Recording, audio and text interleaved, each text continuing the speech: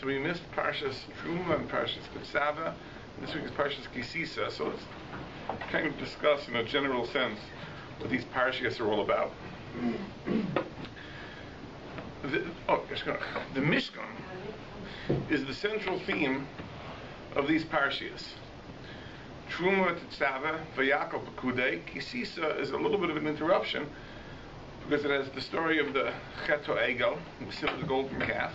But the first part of KiTisa also talks about aspects of the Mishkan, the collection of the shkolim, the purchase the korbanos, the kiyar, the wash basin, the ketores, the instruction that the work on the Mishkan should stop on Shabbos. So really the Mishkan also features very much in this parsha too.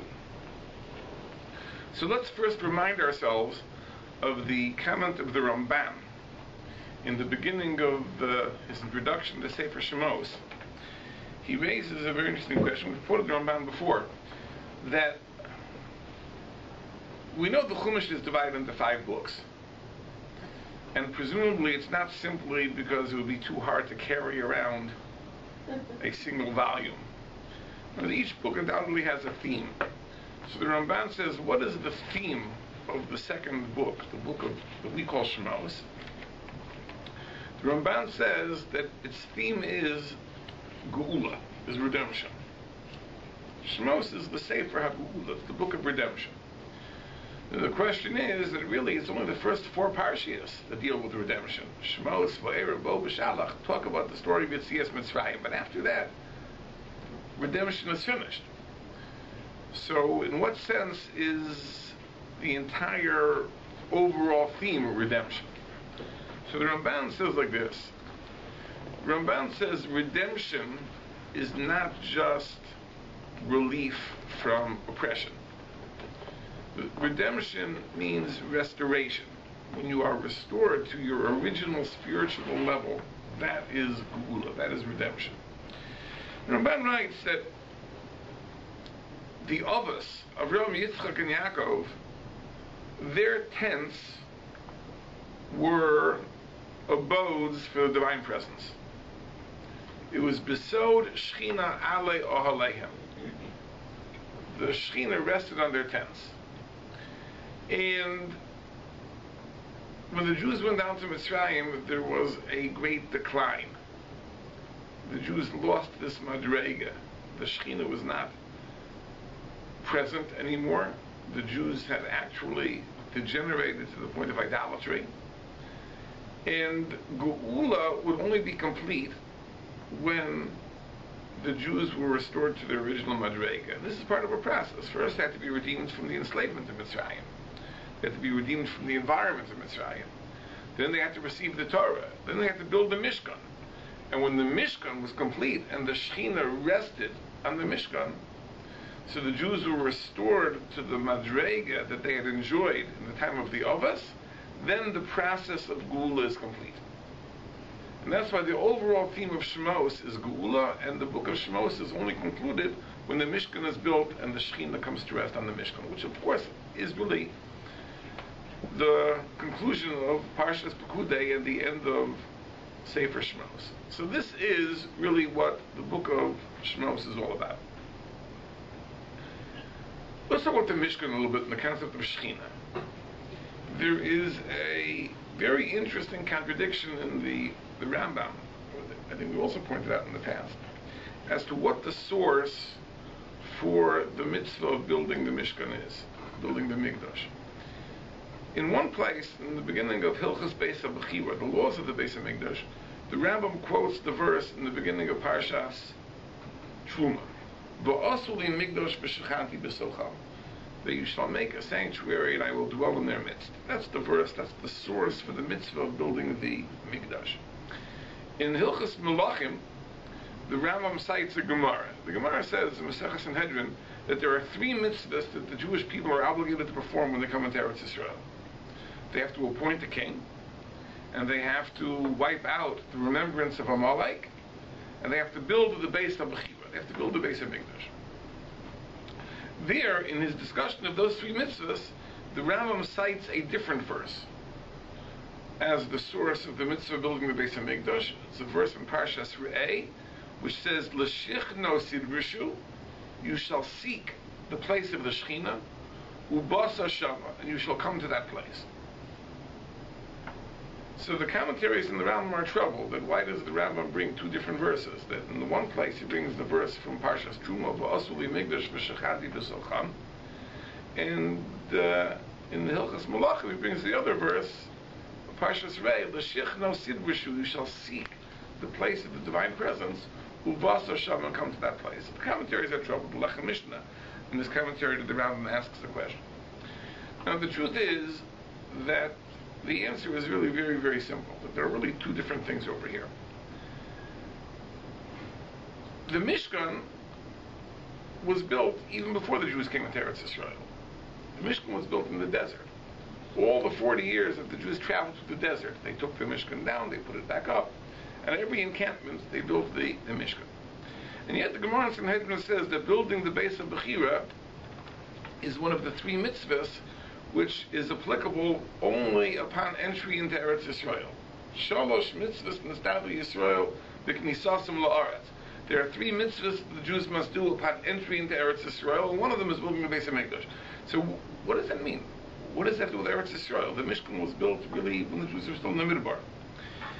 The idea is as follows, that there is the portable, temporary, traveling Mishkan, and then there is the final Beis HaMikdash, the final resting place for the Shechina. That undoubtedly is going to be in Eretz Yisrael. And therefore, when the Gemara in Sanhedrin says that there's a special mitzvah to build the Beis HaMikdash, it means there is a mitzvah to identify the final place of the Shechina, the location after which there is no other possibility. This is the place for all time, for eternity, which will be the place of the Shechina. That's a special obligation which comes from the pasuk of L'shichno sidrishu v'asa shama. The pasuk of V'asu li migdash applies even to the Mishkan in the desert, before they came into Eretz Yisrael. But there's a special mitzvah when you come into Eretz Yisrael to identify and build that final place. Now, if you study the two verses, you see that there's a very subtle difference between the two. In the first verse, which refers even to the Mishkan and the Midbar, what is the relation of the Shechina to the construction? V'asu li migdash, you build the Migdash, and then v'shachanti b'socham, then I will dwell in their midst. Meaning, first build it, and then the Shechina will come. That's the idea. The idea of Mishkan is you build the Mishkan, and then the Shechina comes to dwell. There is nothing special about that place before you build the Mishkan. You build the Mishkan, and that brings the Shechina. But in the other pasuk, which talks about the final place for the Beis HaMikdash, it says the opposite. L'shichno sidrishu, seek the place of the Shechina, find the place of the Shechina, ubasa shama, and then come to that place. It's the opposite.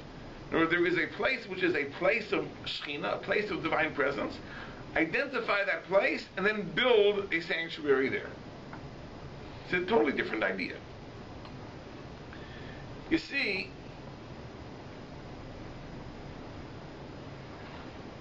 there were two times in the history of the world that there was a point of contact between God and the universe.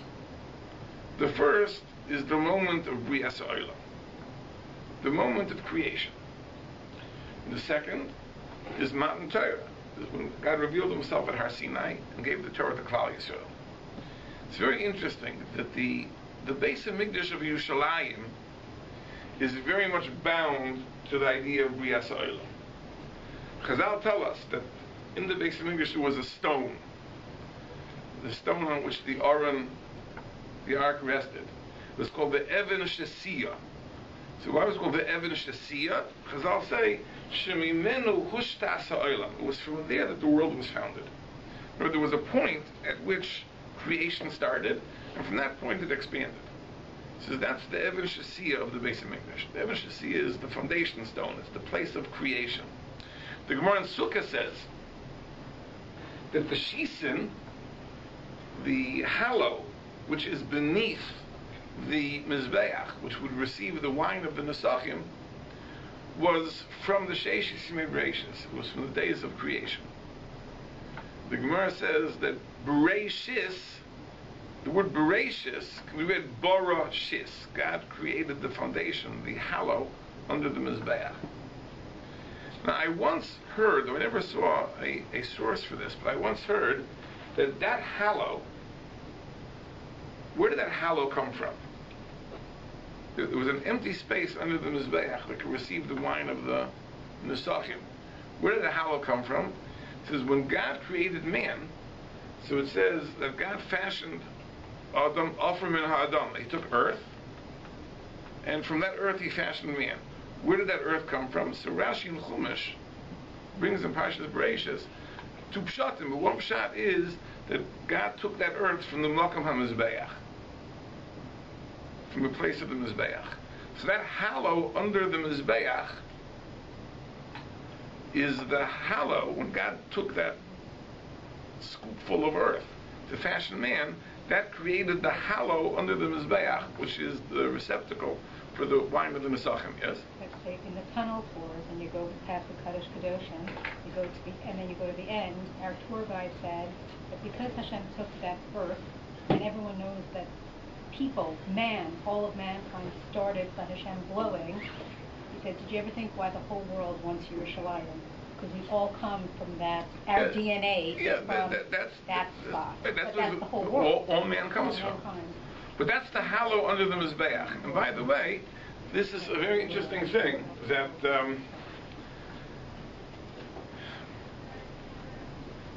the Gemara in Shabbos says that one of the reasons that the mitzvah of challah is very special for women is because Chava ruined chalaso shel olam. She ruined the challah of the world. Adam is called the challah of the world, and she brought his downfall in Gan Eden. So this is a very mystical thing, a very cryptic thing. Why is Adam called the challah of the world? You think about it for a second. What is challah? You have dough, and you take a little piece of dough, and that's the challah. Yeah.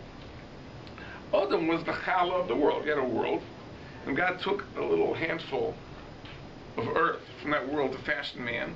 So Adam is the challah of the world, and that hallow creates the place for Nesachim.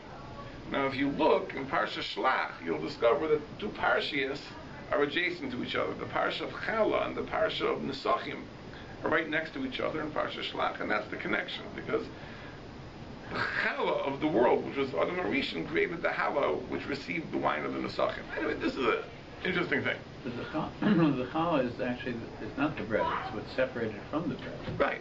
So you have the earth, and God took a handful of earth to fashion man.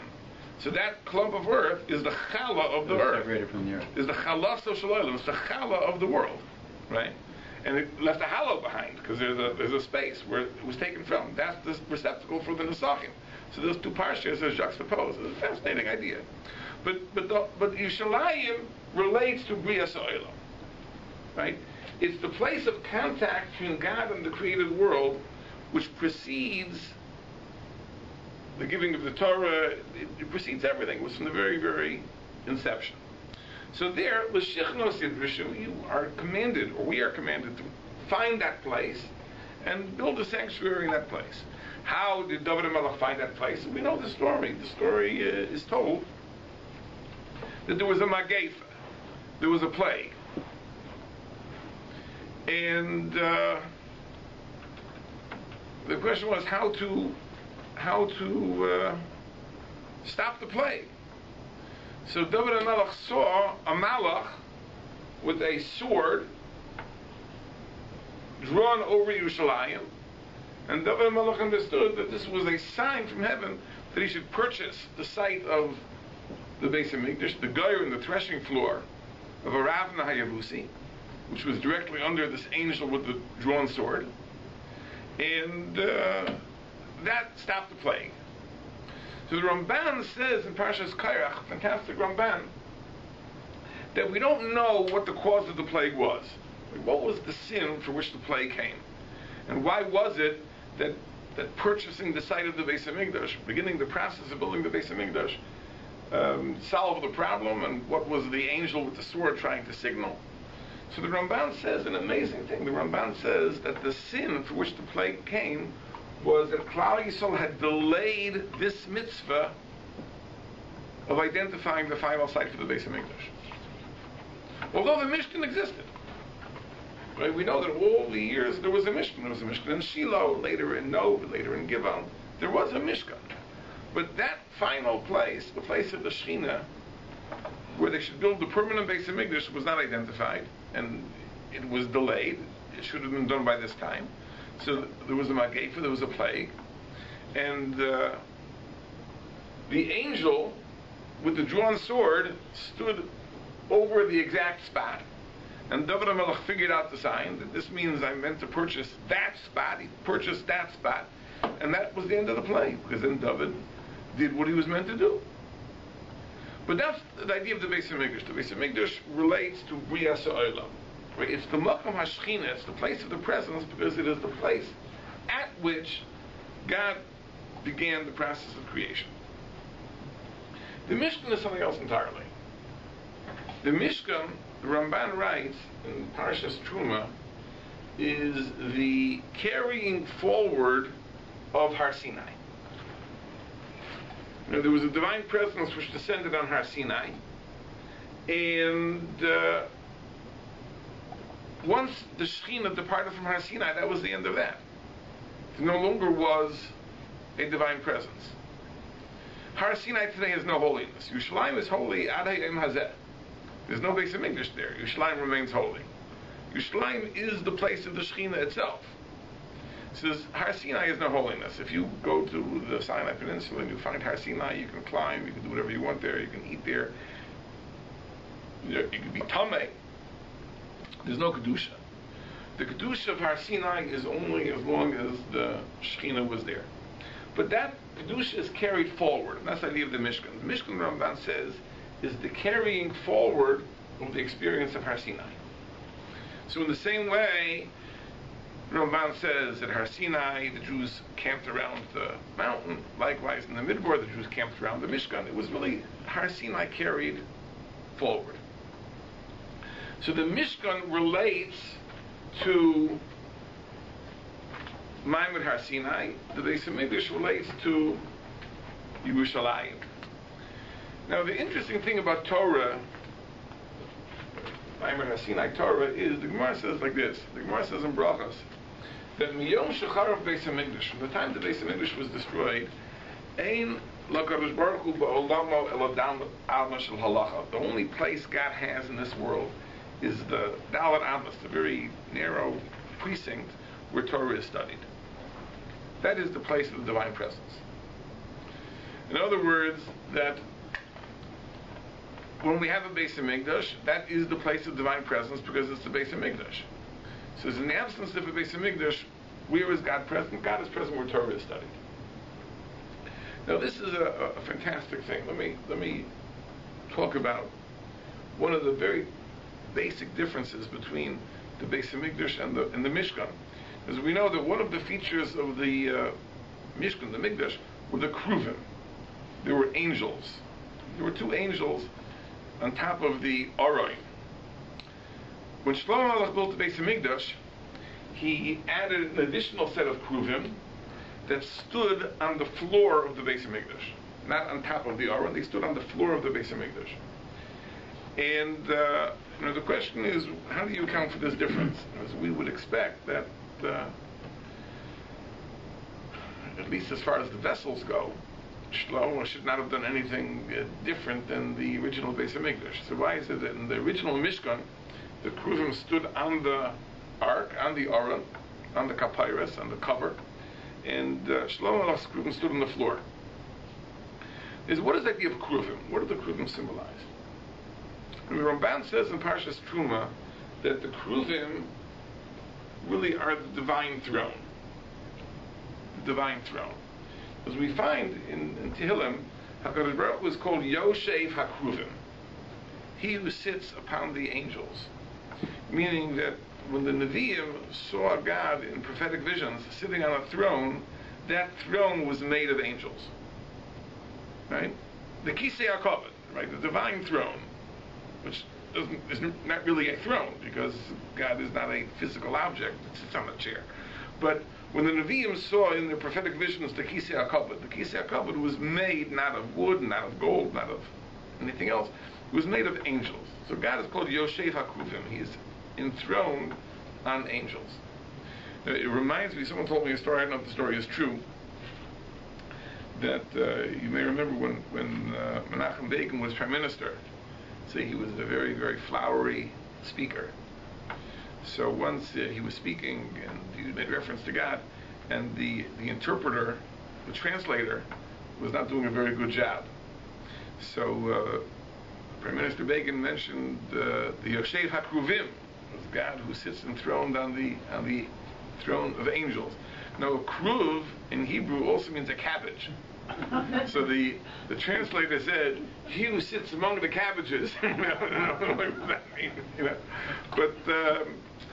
But God sits on a throne made of angels. Now, this happens to be a fantastic thing. Let's understand this very, very deeply. Because we know that the second of the Ten Commandments prohibits the manufacture of a idol. You can't make an idol. Now, what is that prohibition of making an idol? It doesn't only mean you can't make an idol of another God. It also means you can't make a representation of God. Now, this is not so obvious, because we know that Nevi'im, at times, saw God in human form. Right? The Gemara says in Maseches Chagiga that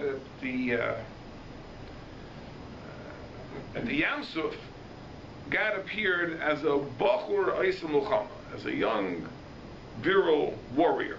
That's how he appeared. It says at Har Sinai, he appeared as a Zaken Yoshev Yeshiva.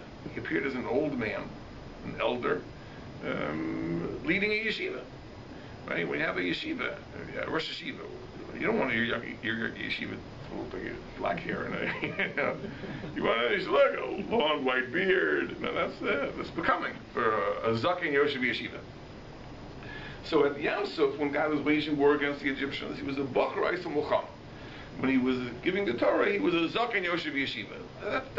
He always appears as in the role that he's meant to play. He aged a great deal. In a short time. Stress. Will do that to you. Now, the question is this. The question is, if the Nevi'im saw God in this way, so why can't we make material representations of those visions? It would have a reality. It would make sense. It wouldn't be far-fetched. We would make statues of stone or metal that are in the shape of those prophetic visions. What would be wrong with that? The Torah says no. Right? You can't do that.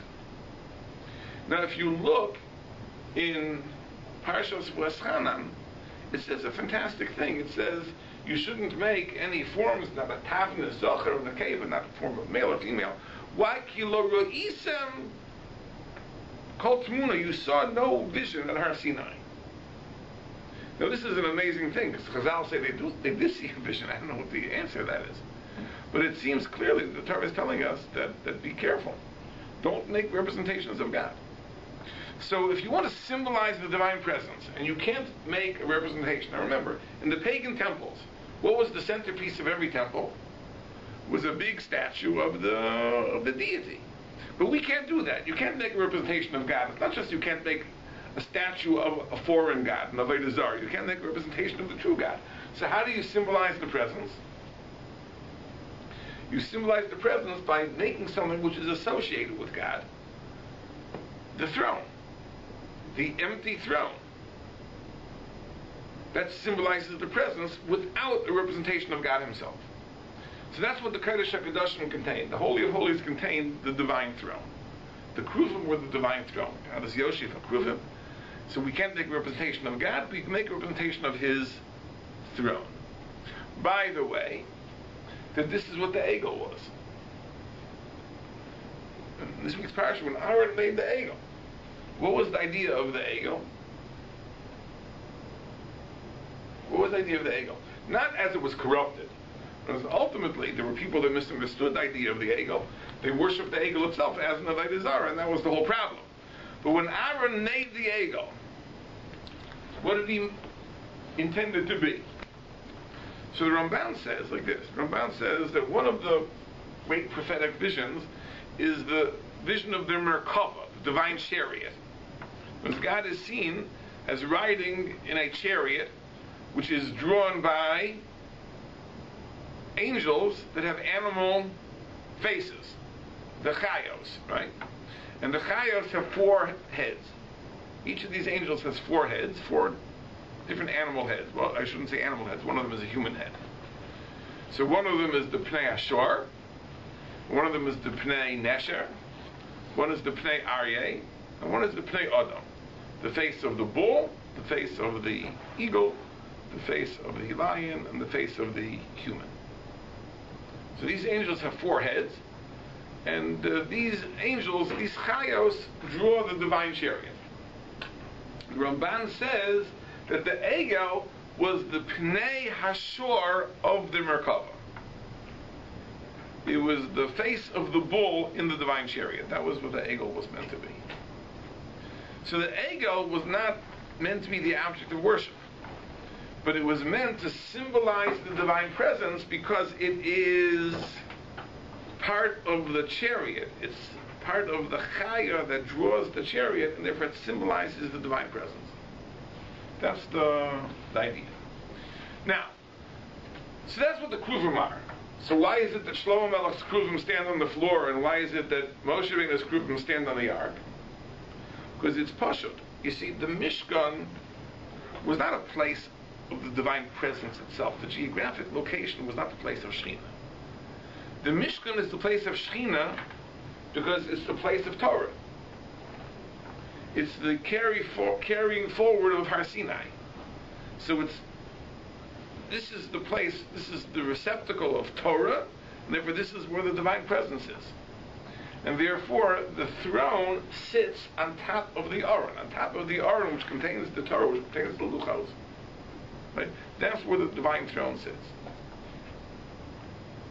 But not on the ground, because that place is not a place of Shekhinah. If the Mishkan is, talk about the various encampments in the Midbar, there were places like Chatzeros and Ramses or Bnei Yaakon. 48 places are listed where the Mishkan was. None of those places are themselves places of Shekhinah. What makes the Shekhinah present is the fact that you built the Mishkan. It's the place of Torah. It's the carrying forward of Har Sinai. So therefore, where is the throne? The throne sits on top of the Aron. When Shlomo Melech built the Beis HaMikdash, that was the place of Shekhinah, because that is the place the world was created from. That was the place of contact between the divine and the earth at the inception of creation. And therefore, the throne that Shlomo Melech built doesn't sit on top of the ark. It sits on the ground. The ground itself is a place of Shekhinah. And this is a very, very important thing. And as we find in Halacha, fantastic thing, that in the Mishkan, there were different times. There were times that bamos, altars, private altars, were permitted, and there were times that private altars were prohibited. So, for example, when the Mishkan was in Shiloh, so private altars were prohibited. When it was in Nov and Givon, private altars were permitted. We don't know exactly why that is. In Yerushalayim, private altars are prohibited. So the question is, how do you account for that difference? So the Or Sameach, the Meshech Chochmah shows, he proves, that the difference is this. When the Aron was present in the Mishkan, so that precluded the possibility of offering sacrifices anywhere else. So in Shiloh, the Aron was in the Mishkan. But when Shiloh was destroyed, we know that the Aron was captured by the Plishtim. And when the Aron was sent back, the Aron remained in a place called Kiryas Ye'arim. I don't know if there is a place now outside of Yerushalayim called Kiryas Ye'arim. There was Tel Stone is in Kiryas Ye'arim. I don't know if it. Do they know? Is it really the original place? I don't know if this borrowed the name, but it was a place Kiryas Ye'arim where the Aron was kept. So all the years that the Mishkan was in Nov and Givon, the Aron was not there. So the halacha is that when the Aron is not present, the Mishkan is not considered complete, and its existence doesn't preclude the possibility of offering private sacrifices elsewhere. But interestingly, Yerushalayim is not that way. Yerushalayim, Chazal tell us during the time of the second Beis Hamikdash, the Aron was not present, because Chizkiyahu buried the Aron. He hid the Aron in anticipation of the Churban. That's the premise of Raiders of the Lost Ark, right? That the Aron was hidden away, and it was never restored. So the Gemara in Yuma says that the Bayeshena, there was no Aron, and yet the second Beis Hamikdash, there was an Isser of Bamais.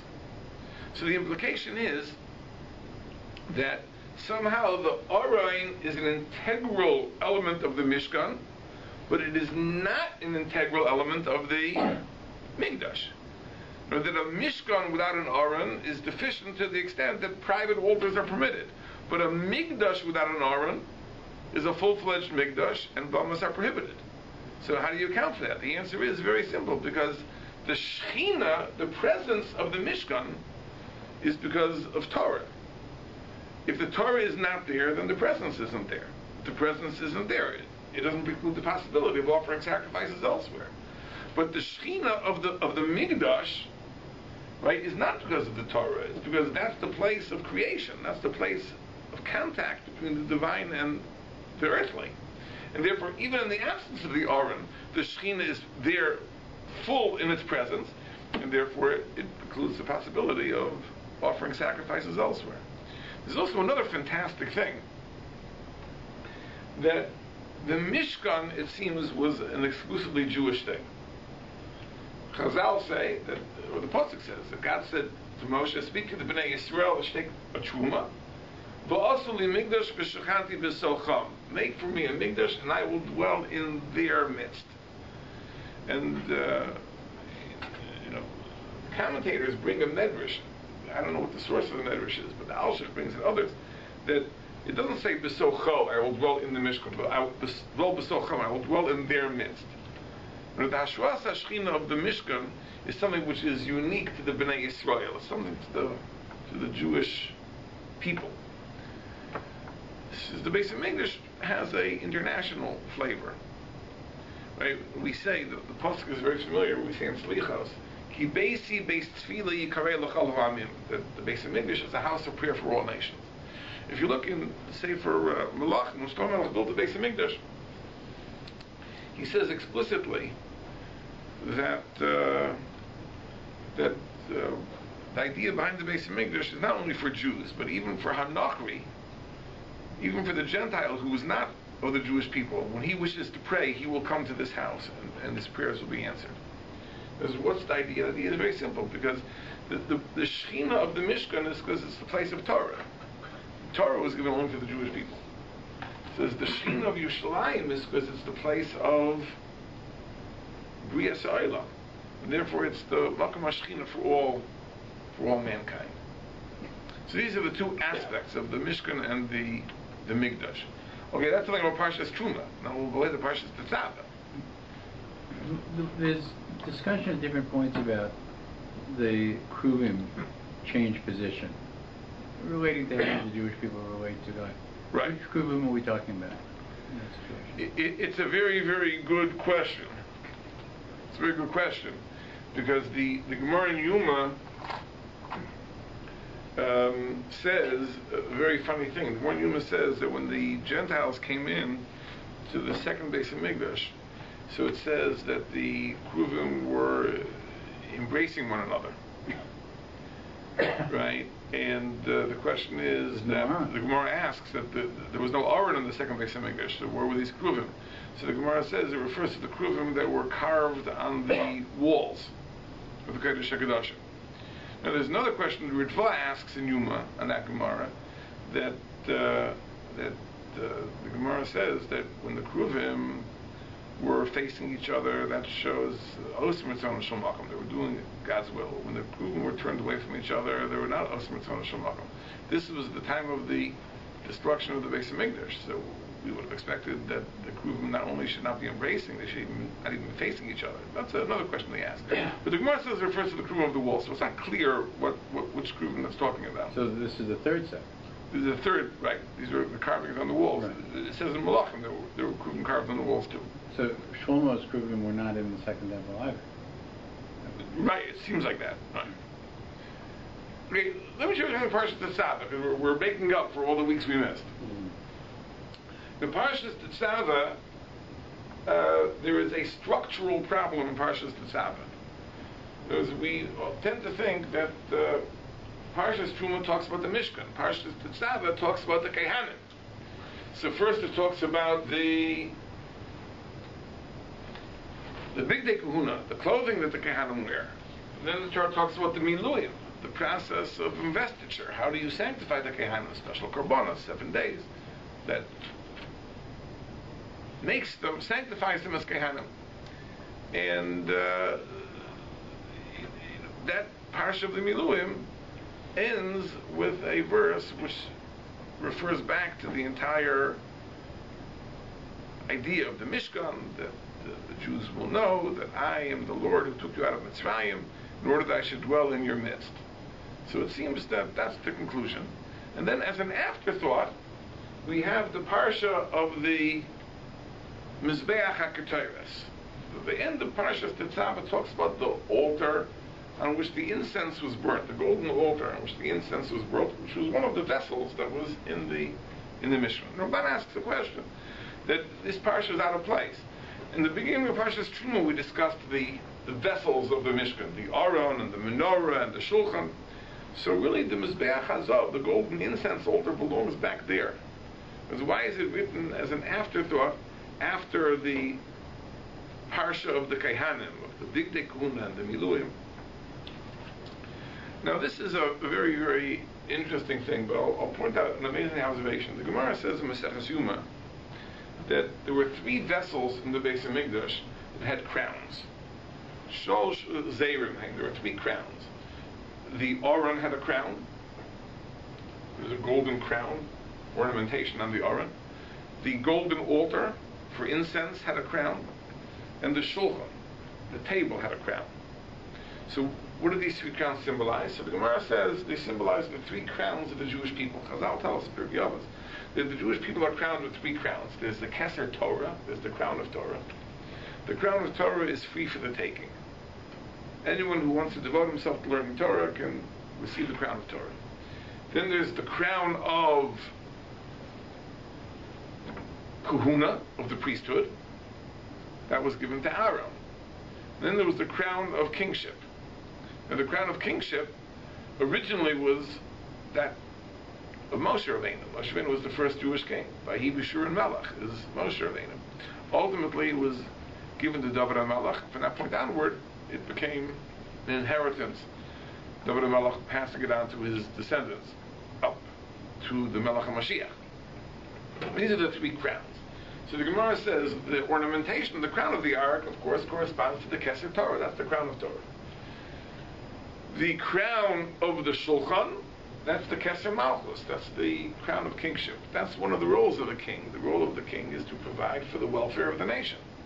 So the Shulchan, which is material sustenance, bread, the Parnasa, the livelihood for the nation, that's a function of the Melech. The Gemara Bracha says that every day the David HaMelech's cabinet would come in and they would say, the Jewish people need Parnasa. And they'd present the problem to the king. The king would have to solve that problem. And the crown on the golden altar, on the incense altar, that is the crown of Kahuna, of priesthood. So now we understand already, perhaps a solution to the Ramban's question. The Torah could not give us the instructions as to how to construct the golden altar until we have Kehanim. Because The crown of the golden altar symbolizes the Kesser Kahuna. Till we have Kehanim, you can't build a golden altar. So we have to have the beginning of Parshas Tetzaveh, which is how to manufacture Kehanim. Part of that process involves wearing the begodim. The clothes make the man. The halacha is that if a Kohen performs the avodah without wearing the bigdei kahuna, it's as if it was performed by a non-Kohen. It's invalid for the same reason that if a Yisrael did the avodah, it's invalid. Because bnei Aaron ha-kehanim, the Gemara says, means pikihunam, in the vestments that make them into kehanim. The miluim are also part of that process of how to sanctify the kehanim as kehanim. Until that process is complete, at least until we're given the command as to how to do it, we can't begin to talk about the golden altar, because the golden altar is the crown of priesthood. And therefore, that's why the Parshias are in that order. But it raises the question, from every part of the Mishkan was related to the avodah that Kehanim performed. Because why is it of all things? It wasn't the bronze altar, and it wasn't the shulchan, the menorah, it wasn't anything else. It was specifically the golden altar of incense that was the crown of priesthood. Why should that be? Now, I want to point out, I think that many of us have a misconception as to what the role of a Kohen was. In other words, we think, imagine a person brings a carbon in the Beis HaMikdash, and he brings his animal to the Beis HaMikdash, and he gives it to the Kohen. So what happens at that point? And I think many of us think that the Kohen was like the fellow in the post office, you know, you drop off your baggage, and okay, goodbye, we don't want to see you anymore, you know, go away, we'll take care of him from this point onward. Says, I don't think that was the point. And I'll tell you why I don't think that. Now, there's a very interesting Mishnah. Mishnah says in Pirkei Avos, Hillel said, Heaven the Talmid of Aaron, that a person should aspire to be a disciple of Aaron. Oyev Shalom, Brodev Shalom, a person who loves peace, pursues peace. Oyev Esabrias, he loves people, Umakarvan the Torah, brings them close to Torah. So this is what Aaron did. So the question, we know Chazal tell us he would counsel couples. If husbands and wives weren't getting along, he would bring them together, he would reconcile them. Friends were at odds with each other, he would bring them together. This is what he was a peacemaker. And the question is like this, was this like his hobby? This was like a sideline? Like his day job was he was the Kohen, and then like on the side he did marriage counseling also? Is that what it means? Morale says no. Morale says that this was not a hobby. This is integral to the definition of what it means to be a Kohen. A Kohen is a person who builds bridges. He connects the people to the Ribono Shel Olam. He makes peace. He brings people together. He connects them. To the extent that he serves the entire Jewish people, he brings the entire Jewish people together to each other, because since all of them worship the same God, that creates peace among them too. But this is essentially the role of the Kohen, to bridge these gaps. So therefore, when a person brought a carbon to the Beis HaMikdash, it wasn't, okay, now you can go home and we'll do the rituals. The idea was that he would undoubtedly try to involve the people in the ritual. This is what we're going to do, and this is what you should think, and this is what it symbolizes, and this is what you should feel, and this is how you should pray. In other words, it was the effort of Aaron was to bring people close to the Ribono Shel Olam. And therefore, to be a Kohen, to be an effective Kohen, you have to be a person who loved people. Now this is something that is not, it's counterintuitive. As we think of a Kohen, we think of a person, he exists in a state of tevekus, in a state of bonding with God, as maybe he's removed from the world, he's uninvolved with people. Right? Well, he has to love people. Because when we think of a Kohen, we think of a person who probably doesn't like people. You know, he just relates to God. And that's what Chazal are telling us not so. That a real Kohen is a person who loves people. Now this is a truth that everyone knows. You know, you talk about people who are effective in outreach, Jewish outreach. Right? What is the most important quality that people need to be effective in outreach? So one might be tempted to say he has to be a philosopher, he has to know all the answers to all the great philosophical questions. Anyone has a question about to prove God's existence, to prove the divinity of Torah, or why do good things happen to bad people and bad things happen to good people. You have all the answers on your fingertips. No, that's not the answer. It says, what is the most important quality to be effective at outreach? You have to love people. You have to care about people. Right? If you don't care about people, then you're not going to be that effective. And that's what Chazal say, that this qualification, that Olev Shalom, V'rodev Shalom, Oyev V'sabriyas, and Makar V'Latayra, right? This is the definition of what it means to be a Kohen. A person who puts that into practice is Talmid of Shel Aaron. He's a disciple of Aaron. But these are the qualities that made Aaron into a Kohen, his love of people. That's a fantastic thing, that part of love of people, Avas Abrius, means to rejoice in their successes. There's a person who has satisfaction in another person's success. Right? That's the hallmark of Avas Abrius. In German, there's a great word for the opposite, Schadenfreude, which is the rejoicing we have in the misery of another person. If someone slips on a banana peel, we laugh. Sadly, that's often the case. When we hear about people's misfortunes, somehow that gratifies us. I guess it depends who. But there is that great German word for that. But true Avas Abrius means you love people. Sometimes it's hard to do. Sometimes when a person has more than you, or he has something that you want, sometimes it's hard to be happy about that.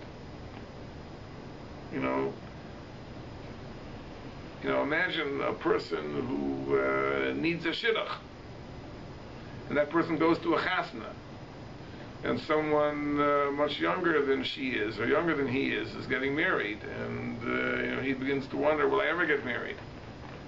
How do you rejoice in another person's simcha? But this was the midah of Aaron, interestingly enough, right? Chazal tell us, Rashi in Parsha Shemos, that originally Moshe Rabbeinu was meant to be the Kohen. Moshe was meant to be the Kohen. And what happened? Moshe lost it. Chazal say this was a consequence of the fact he didn't want to go to Mitzrayim to save the Jews. So God took it away from Moshe Rabbeinu. Who did he give it to? He gave it to Aaron. Why did he give it to Aaron? This is what Rashi says. Rashi quotes in the Gemara. That the reason Moshe didn't want to go is because he suspected that Aaron would be upset. Because after all, Aaron was Moshe's older brother. So Moshe is going to go, and his older brother won't be given that honor. He thought Aaron would be hurt. So God told him, no, you're wrong. So not only will Aaron not be upset, but the ro'acha v'samach b'libo. He will see your success and he will rejoice in his heart. He will be filled with joy over your success, that you were chosen to be the Redeemer of the Jewish people. Now it's an amazing thing. The Yalkut Shimoni on that verse, the ro'acha v'samach b'libo, says, b'libo v'lo b'piv. That Aaron will rejoice in his heart and not in his mouth. This is what the Yalkut says. So what does it mean? He'll rejoice in his heart and not in his mouth? So there's a commentary to the Yalkut Shimoni from the author of the Magen Avraham called Zeis Ranan. And he says that the meaning of that medrash is that Aaron's joy will be so great, he will not be able to put it into words. He'll be so happy that he won't have words with which to express the joy. So Chazal say that the heart that would rejoice in the success of his younger brother, that is the heart that should wear the choshen, wear the breastplate. That's one of the big tekuna, that the Kohen wore the breastplate on his heart. It says the heart that could feel joy at the success of his younger brother, that's the heart that should wear the breastplate. Now, the idea is as follows, because the breastplate, it says, had the names of the Jewish people. And it says that Aaron should carry the names of the Bnei Yisrael on his heart. So what does that mean? That when the Kohen Gadol goes in to pray, he's not praying for himself. He's praying for all of Klal Yisrael. And he carries their names on his heart. That he should always be thinking of them and caring for them and so on and so forth. Well, who do you want to pray for you? Right? A person who really wants your success. To whom it makes a difference. It's important to him. He says that's Aaron. Aaron who could rejoice in the success of his younger brother without a pang, a tinge of jealousy. That is the person who merited to become the Kohen. And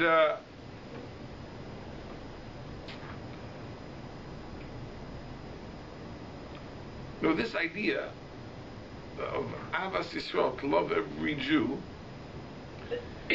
it's easy to love those Jews and to value those Jews who are righteous and good people and make positive contributions. But what about those Jews who seemingly are negative? How do we love them? It's an amazing thing. Chazal tell us that the ketores, the incense, had 11 ingredients.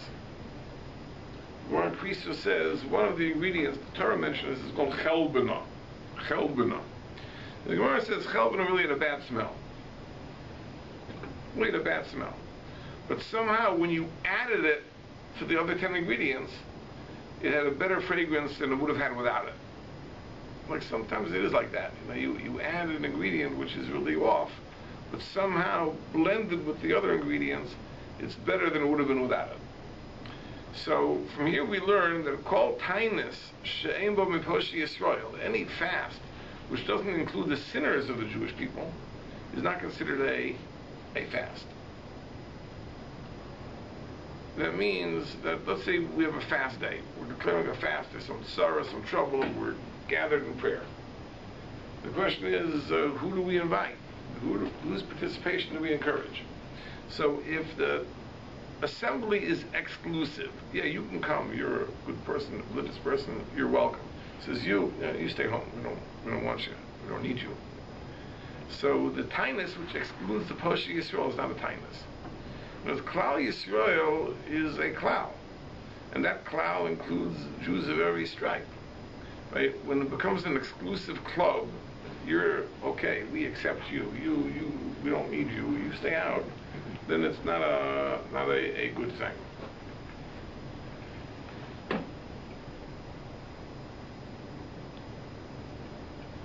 That's what KiTisa symbolizes. And that's what the Mizbeach of KiTisa symbolizes. So therefore, the crown of Kahuna, right, is bound specifically to the Mizbeach HaKetoros. If the Mizbeach HaKetoros symbolizes the inclusion of all Jews, because it includes the Chelbana, so that is the crown of Kahuna. That is the midah that makes Aaron into a Kohen. And that's why until Aaron is designated as the Kohen, until we have the procedure for sanctifying Aaron, we can't have the Mizbeach Hazov even mentioned. And therefore, it appears to be an afterthought, but thematically, it belongs after the Parsha of the Kehanim. Okay, we caught up to Parshas KiTisa.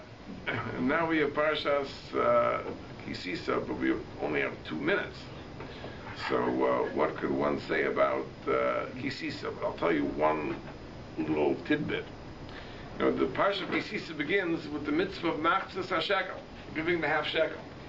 And the Torah tells us that Ha'osher lo yarba v'adal lo yamet, that a poor person can't give less, a rich person can't give more. Everyone must give exactly a Machzas HaShekel. So the Sfas Emes says, what does this symbolize? He says, the Machzas HaShekel was kesef. And he says that kesef is the symbol of love of God. The word kisufim means yearning, means love. Gold is always the symbol of yira. Kesef is the symbol of love. He says like this. He says that in Yiras Hashem, people are not fundamentally equal.